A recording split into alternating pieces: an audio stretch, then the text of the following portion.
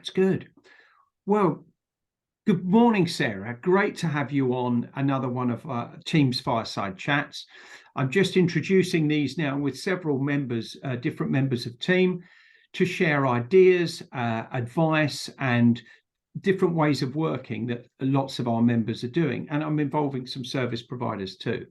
But the purpose of these is to showcase members that have got key differentiation, have got great USPs on what they're offering their candidates and clients, or simply they're doing things brilliantly. So really, it's a great pleasure to introduce you, Bish, which I know you call yourself and announce yourself regularly, and hear a little bit about what RecruitRecruit are doing now. And I think there's some developments in your plan. So over to you. Yeah, tell us, give us a little bit of history, and then we'll move into today and tomorrow. Okay, yeah, so RecruitRecruit's been going, we've been around since 2009. Prior to that, I had 13 years with a much bigger agency. Some people would have heard of Extra Personnel or the Staffing Group, fairly recently bought out by Job and Talent. And I just kind of got to where I could with them to a certain extent. Started as a trainee, originally a temps commercial controller. And within 7 years, I was head of corporate sales in the public sector division. So yeah, had some great times there. And like I say, I just kind of needed a new challenge. And I thought about looking at, moving companies. And I kind of thought it would just be, well, same shit, different logo, to be honest with you. So I thought, well, let's just give it a go ourselves. So we largely started off doing mainly commercial accounts and finance, kind of anything we could get our hands on, as you often do when you first start up and go, oh my God, how am I going to pay the mortgage? And the company looks very different now to what it was then. So we've and most of the big changes have really been in the last 2 or 3 years. So tell us about where RecruitRecruit is today, and who's involved, and what and just the current organizational structure. Okay, so we're still a relatively small unit. I technically only have one employee, who is my marvelous Marianne, who does pretty much anything you fling at her. So she does a bit of marketing, admin, invoicing, all that sort of stuff. And then at the moment, I currently work mainly with associates and with doing split fees in the team network. The way that we're looking to grow over the next couple of years will probably be a mix of employed and continuing to grow the associate model, because one of the things that I'm really passionate about doing now is enabling good recruiters to build a sustainable and successful business around their life rather than the other way around. Because I think, particularly us that are, shall we say, a little bit longer in the tooth, have very much grown up, I think, in a culture and an environment where it was like you do 60, 70-hour weeks to get along, and you sort of wake up, then you're at 3 o'clock in the morning going, oh, how am I going to fill this vacancy? And you sort of live, breathe, and shit the job, quite frankly.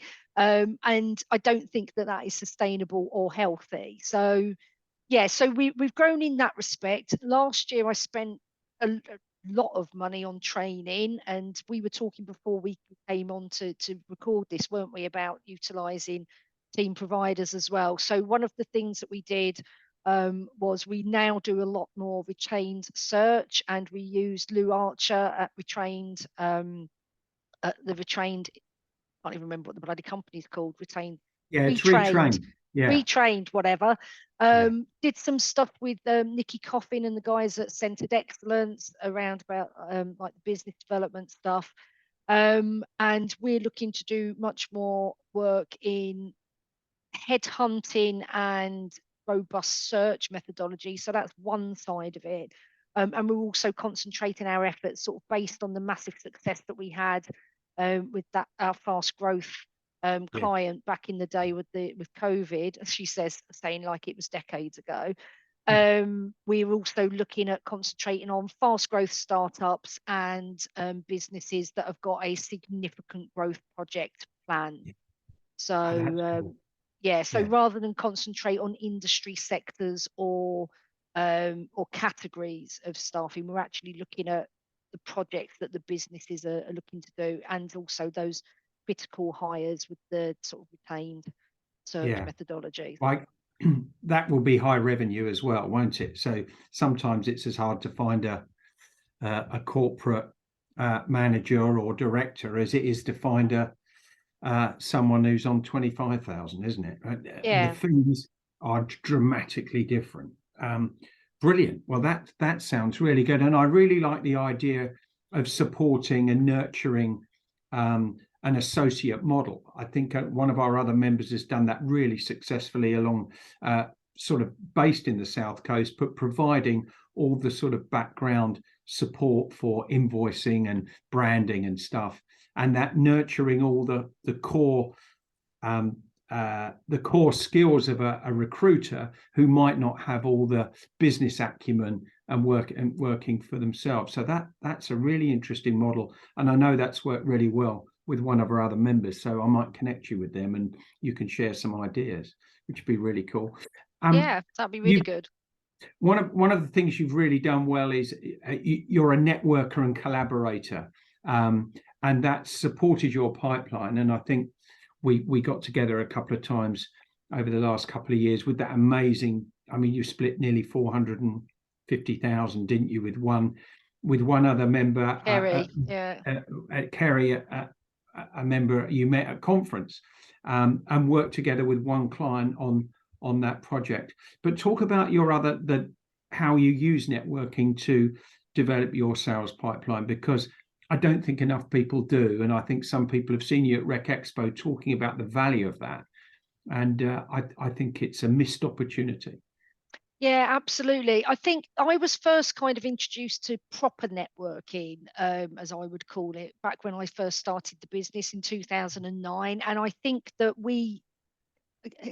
again, I think that good recruiters naturally build pretty strong and robust networks.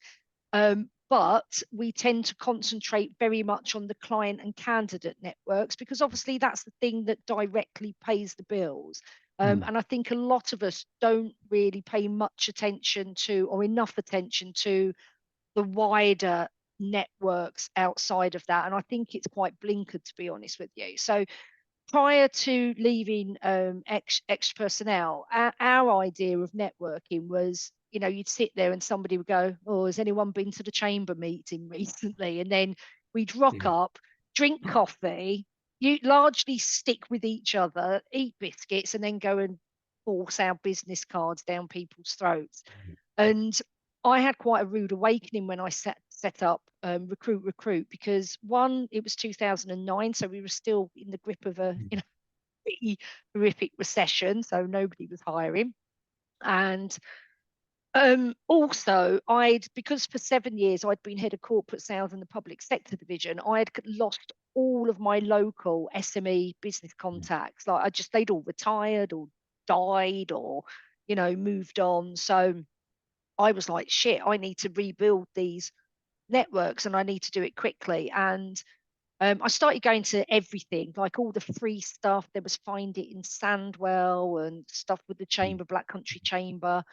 Um, and I got shanghaied by a woman and ended up one Wednesday morning at ridiculous o'clock at a BNI meeting. And BNI stands for people who haven't heard of it, called Business Networking International. Mm. Um, And I'll be honest with you, Simon, I went to my first meeting and I sat there and I didn't really know what was going on, but there was another recruiter in the room and they've got a one seat only policy. And I Mm. just sat there and I thought, well, I don't know what this is, but she's not having it. So I signed up and I've been a member now ever since 2009. And one of the things that BNI has taught me, and networking in a much more structured way, is that you'd be very surprised where business and candidates can come from. So a lot of businesses or people, when they come into something like a BNI meeting, they look around the room and they think, I can't really work with any of these companies, and then they never give it a second look. But it's not about who's in the room, it's about who they know. Yeah. So, so a lot of our business has come through that. And it's also enabled me to provide value added to a lot of my clients. I've got a load of clients that phone me up and they go, it's not about recruitment, but do you know anybody who does crane hire or Yeah. insurance or business energy? So, and if I'm at the forefront of their mind when it's not recruitment, I'm certainly at the forefront when it Yeah. is.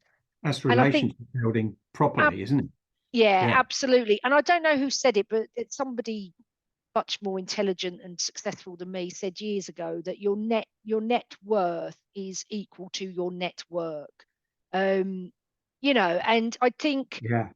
I think we get so high-bound, like, oh, I want 100% of everything, that we sort of lose sight of the fact that I'm basically a little bit lazy, okay, right? So I've worked really hard throughout my career, but I found that I can do a third of the work or half of the work and still get as much of the return.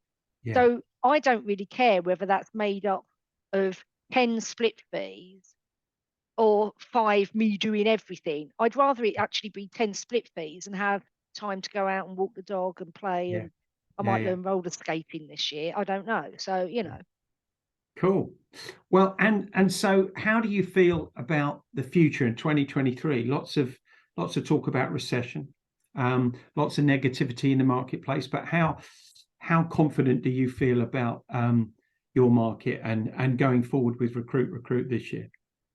well, very confident. I think that if there's one thing I learned through starting a business in recession is one, it teaches you really to work quite leanly and to become creative in how you do things like your marketing and dealing with people. Yeah.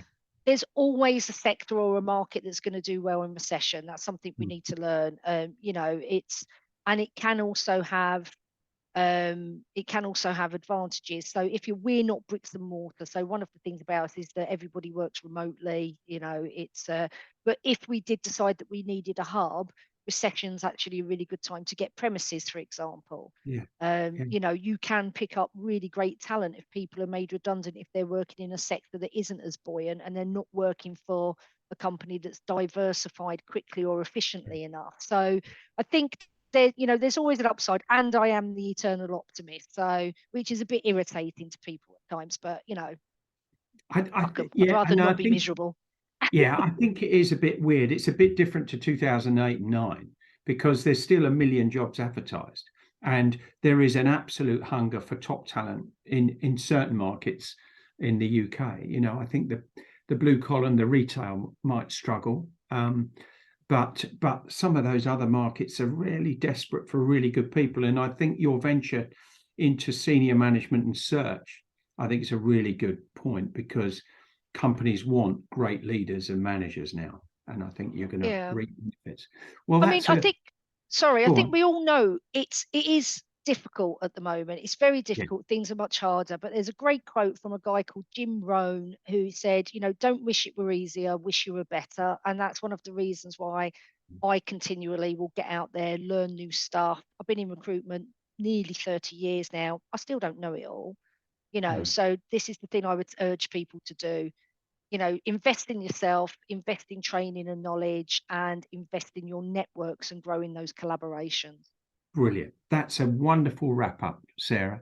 Thank you very much for joining me today on the Fireside Chat. I am by the fire, but it's not on today. I had the logs crackling away yesterday, but it's a bit warmer today in lovely Oh, it's Surrey. freezing. It's freezing here. I'm in Vienna And still, so it's freezing here today. But it means nothing to me, Vienna. Vienna. Oh, well, thank you. I'll brilliant session, and see you soon, no doubt, at a team meeting, either online or face to face.